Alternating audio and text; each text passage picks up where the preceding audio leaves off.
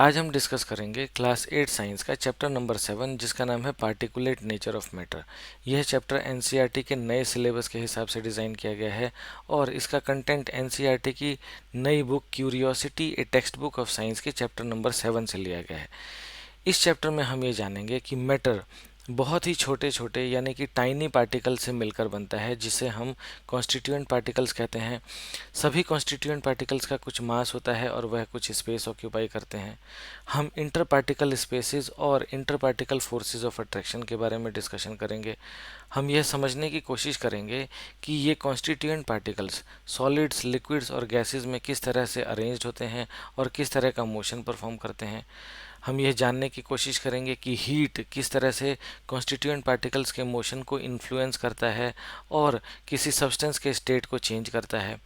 हम यह भी समझने की कोशिश करेंगे कि क्यों कुछ सब्सटेंसेस किसी लिक्विड में डिज़ोल्व हो जाते हैं जबकि दूसरे सब्सटेंसेस डिज़ोल्व नहीं हो पाते।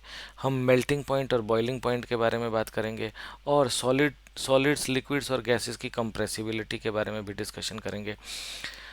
हम यह भी जानेंगे कि किस तरह से मॉडर्न साइंस के डेवलपमेंट के हज़ारों साल पहले एक इंडियन फिलोसोफर थे आचार्य कनाद, जिन्होंने यह बताया था कि सभी सब्सटेंसेस बहुत ही छोटे छोटे इनडिविजिबल इटर्नल पार्टिकल से मिलकर बनते हैं, जिसको उन्होंने परमाणु कहा था। आज के समय में हम परमाणु को कॉन्स्टिट्यूएंट पार्टिकल्स के साथ इक्वेट कर सकते हैं। हम डेली लाइफ की कुछ ऐसी एक्टिविटीज़ को डिस्कस करेंगे जो पार्टिकुलेट नेचर ऑफ मैटर को एक्सप्लेन करने में हेल्प करते हैं। तो सबसे पहले हम डिस्कस करते हैं कि मैटर क्या होता है और यह किस चीज़ का बना होता है। मैटर को हम डिफाइन करते हैं कोई भी चीज़ जिसका कि कुछ मास हो और वो कुछ स्पेस ऑक्यूपाई करे, उसे हम मैटर कहते हैं। फॉर एग्जांपल चौक। अब क्योंकि चौक का कुछ मास होता है और वो कुछ स्पेस ऑक्यूपाई करता है, इसलिए हम चौक को मैटर कहते हैं। इसी तरह से हम किसी भी दूसरे सब्सटेंस को जो कि कुछ स्पेस ऑक्यूपाई करे और उसका कुछ मास हो, उसे हम मैटर कह सकते हैं। अब ये जो मैटर्स होते हैं वो बहुत ही छोटे छोटे यानी कि टाइनी पार्टिकल से मिलकर बनते हैं, जिन्हें हम कॉन्स्टिट्यूएंट पार्टिकल्स कहते हैं। फॉर एग्जांपल, यदि हम चॉक को तोड़ करके उसे ग्राइंड करें और उसे तब तक ग्राइंड करते रहें जब तक कि हमें चॉक का सबसे स्मॉलेस्ट पार्टिकल नहीं मिल जाता, तो उस पार्टिकल को हम चॉक का कॉन्स्टिट्यूएंट पार्टिकल कहेंगे। इसी तरह से सभी सब्सटेंसेस अपने कॉन्स्टिट्यूएंट पार्टिकल से मिलकर बनते हैं। अब जब हमने चॉक को ग्राइंड करा, उसको तोड़ा और उसको ग्राइंड करा, तो चॉक में फिजिकल चेंज हुआ। जब भी नेचर में किसी सब्सटेंस में कोई चेंज होता है तो ये चेंज दो तरह का हो सकता है। एक को हम बोलते हैं फिजिकल चेंज और दूसरे को हम बोलते हैं केमिकल चेंज। फिजिकल चेंज हम उन चेंजेस को बोलते हैं जिसमें किसी सब्सटेंस की फिजिकल प्रॉपर्टीज़ में चेंज होता है, जैसे कि शेप, साइज, कलर या स्टेट में चेंज हो जाए। फॉर एग्जांपल, यदि हम आइस को मेल्ट होने दें तो आइस का स्टेट चेंज हो जाएगा, वो सॉलिड से वाटर लिक्विड में कन्वर्ट हो गया, तो ये एक फिजिकल चेंज है। इसी तरह से यदि हम किसी सब्सटेंस को तोड़ें तो उस सब्सटेंस में फिजिकल चेंज आते हैं। फिजिकल चेंज में कोई भी नया सब्सटेंस प्रोड्यूस नहीं होता। इसके विपरीत अगर हम बात करें केमिकल चेंजेस की, तो केमिकल चेंजेस हम उन चेंजेस को कहते हैं जिसमें कि कोई नया सब्सटेंस प्रोड्यूस हो जाता है। फॉर एग्जांपल, जब हम फूड को कुक करते हैं तो एक नया प्रोडक्ट फॉर्म हो जाता है। या फिर हम पेपर को बर्न करते हैं तो पेपर में मौजूद कार्बन ऑक्सीजन के साथ, हवा में मौजूद ऑक्सीजन के साथ रिएक्ट करके कार्बन डाइऑक्साइड फॉर्म करता है। तो क्योंकि यहाँ पर एक नया सब्सटेंस फॉर्म हो गया, इसलिए हम इस चेंज को केमिकल चेंज कहेंगे। अब जैसा कि हमने समझा कि मैटर कॉन्स्टिट्यूएंट पार्टिकल्स से मिलकर बनते हैं, तो प्रश्न ये उठता है कि ये कॉन्स्टिट्यूएंट पार्टिकल्स एक जगह पर इकट्ठे कैसे होते हैं और किस तरह से एक कंप्लीट सब्सटेंस का निर्माण करते हैं। इन पार्टिकल्स को एक जगह पर इकट्ठा करने के लिए रिस्पॉन्सिबल होता है इन पार्टिकल्स के बीच में मौजूद inter particle force of attraction. इसका मतलब, inter particle force of attraction का मतलब होता है दो पार्टिकल्स के बीच में एग्जिस्ट करने वाला अट्रैक्टिव फोर्स। ये interparticle force of attraction ही होता है जो कि किसी भी सब्सटेंस के कॉन्स्टिट्यूएंट पार्टिकल्स को एक दूसरे के साथ बाइंड करके रखता है और इस तरह से एक कंप्लीट सब्सटेंस का निर्माण होता है। अब ये जो inter particle force of attraction है, ये मेनली दो फैक्टर्स पर डिपेंड करता है।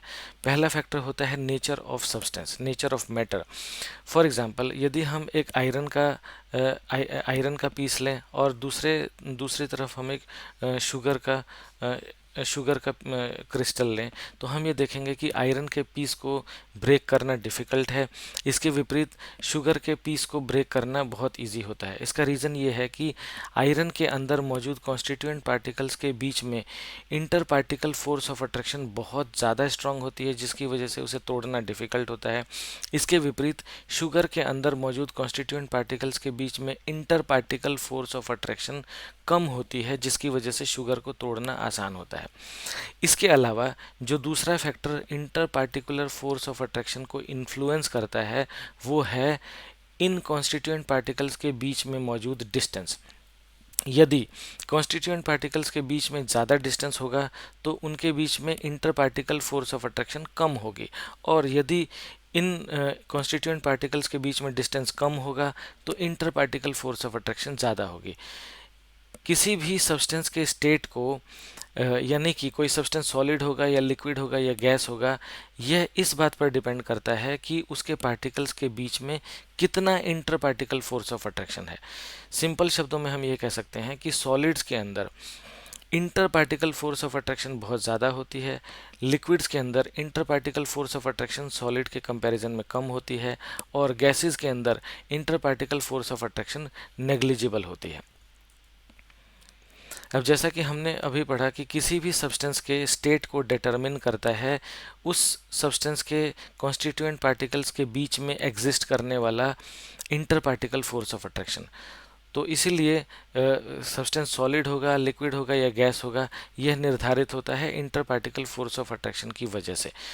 तो सॉलिड्स में interparticle force of attraction बहुत ज़्यादा होती है, इसीलिए सॉलिड के कॉन्स्टिट्यूएंट पार्टिकल्स बहुत ही टाइटली पैक्ड होते हैं, और यही वो रीज़न है जिसकी वजह से सॉलिड्स का एक फिक्स्ड शेप होता है और उनका वॉल्यूम भी फिक्स्ड होता है।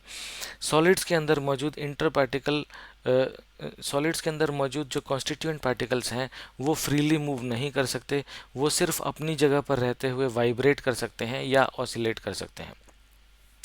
लिक्विड्स में interparticle force of attraction moderate होता है, क्योंकि इंटर पार्टिकल डिस्टेंस भी मॉडरेट होती है सॉलिड्स के कंपैरिजन में।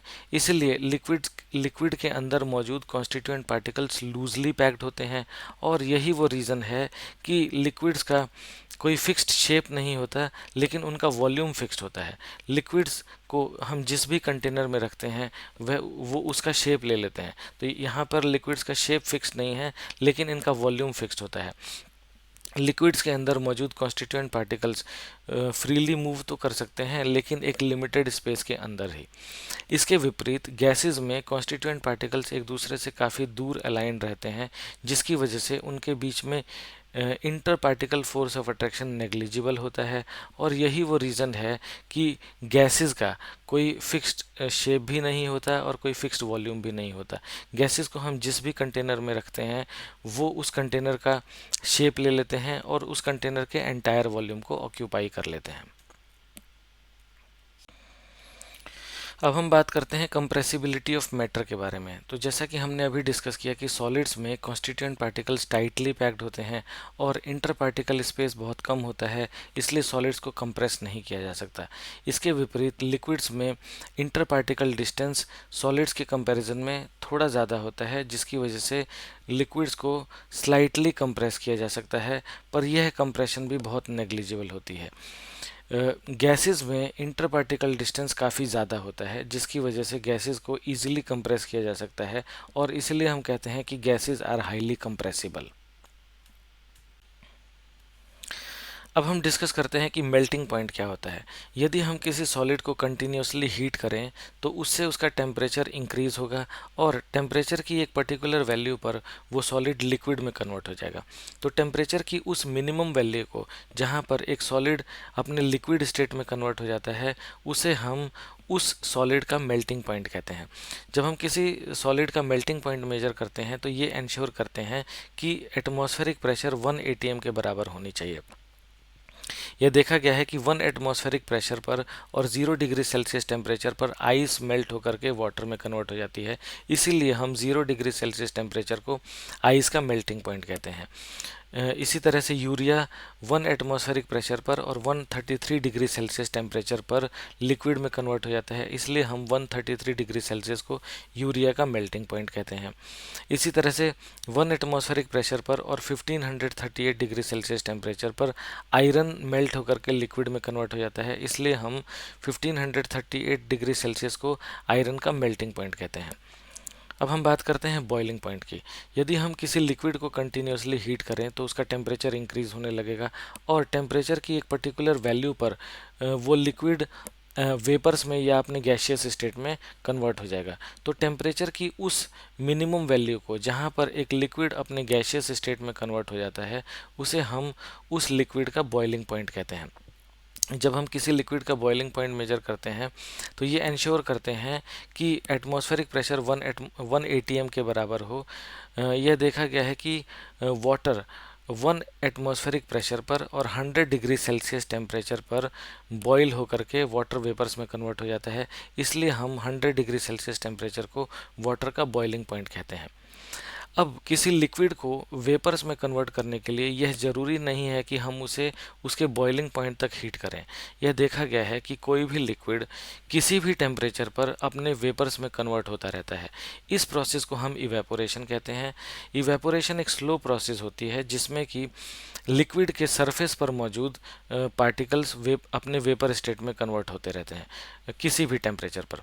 इसके विपरीत बॉइलिंग एक बहुत फास्ट प्रोसेस होता है। जब हम किसी लिक्विड को उसके बॉइलिंग पॉइंट तक हीट कर देते हैं तो वो बहुत तेज़ी से अपने वेपर स्टेट में कन्वर्ट होने लगता है और न सिर्फ उसके सरफेस पे मौजूद पार्टिकल्स वेपर स्टेट में कन्वर्ट होते हैं, बल्कि उसके उसके अंदर मौजूद कोई भी पार्टिकल वेपर स्टेट में कन्वर्ट हो जाता है। और इसीलिए जब हम किसी लिक्विड को उसके बॉइलिंग पॉइंट तक हीट करते हैं तो उसके अंदर बबल्स फॉर्म होती हैं। तो जैसा कि हमने डिस्कस किया कि किसी सॉलिड को हम हीट करके उसे लिक्विड में कन्वर्ट कर सकते हैं और किसी लिक्विड को हीट करके हम उसे गैशियस स्टेट में कन्वर्ट कर सकते हैं। ऐसा इसलिए होता है क्योंकि जब हम किसी सॉलिड को हीट करते हैं तो उसके उसके अंदर मौजूद कॉन्स्टिट्यूएंट पार्टिकल्स की थर्मल एनर्जी इंक्रीज होती है और वो बहुत तेज़ी से वाइब्रेट करने लगते हैं। उनके तेज़ी से वाइब्रेट करने की वजह से inter particle force of attraction decrease हो जाता है, जिसकी वजह से वो एक जगह से दूसरी जगह फ्रीली मूव करने में सक्षम हो जाते हैं। जब ऐसा होता है तब एक सॉलिड एक लिक्विड में कन्वर्ट हो जाता है और इस टेम्परेचर को हम मेल्टिंग पॉइंट बोलते हैं। इसी तरह से जब हम किसी लिक्विड को हीट करते हैं तो उसके पार्टिकल्स भी थर्मल एनर्जी गेन करके बहुत तेज़ी से और रैंडमली मूव करने लगते हैं।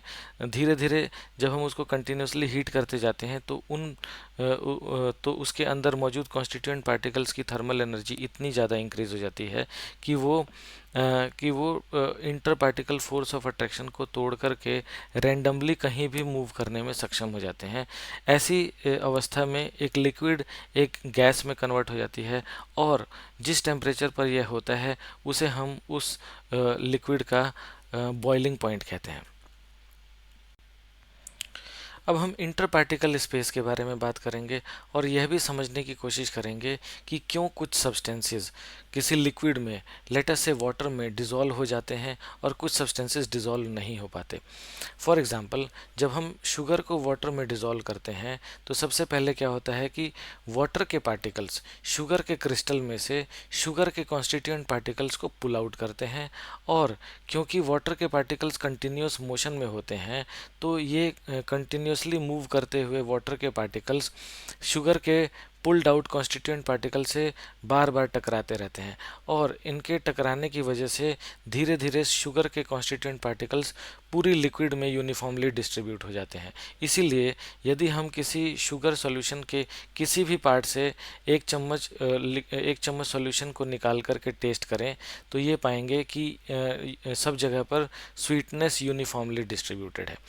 इसके विपरीत जब हम सैंड को वाटर में डिज़ोल्व करने की कोशिश करते हैं तो क्योंकि सैंड के कॉन्स्टिट्यूएंट पार्टिकल्स के बीच में interparticle force of attraction बहुत स्ट्रांग होती है, इसीलिए वाटर के पार्टिकल्स सैंड के कॉन्स्टिट्यूएंट पार्टिकल्स को सैंड के ग्रेन में से पुल आउट नहीं कर पाते और इसलिए सैंड डिज़ोल्व नहीं करती।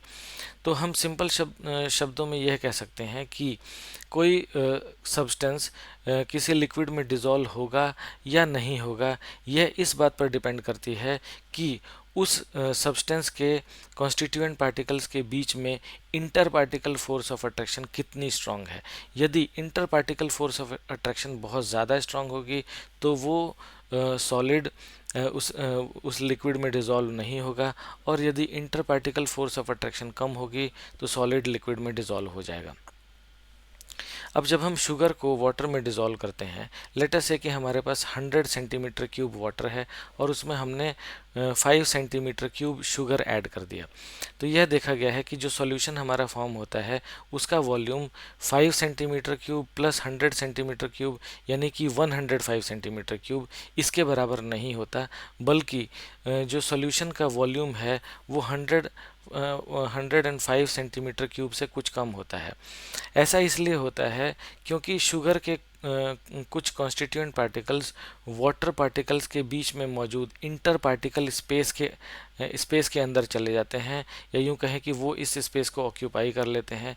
इसीलिए जो टोटल वॉल्यूम है वो इन दोनों के वॉल्यूम्स को ऐड करके नहीं मिलता, बल्कि इन दोनों के वॉल्यूम्स को ऐड करके जो वैल्यू मिलती है उससे कुछ कम वैल्यू होती है हमारे सॉल्यूशन के वॉल्यूम की।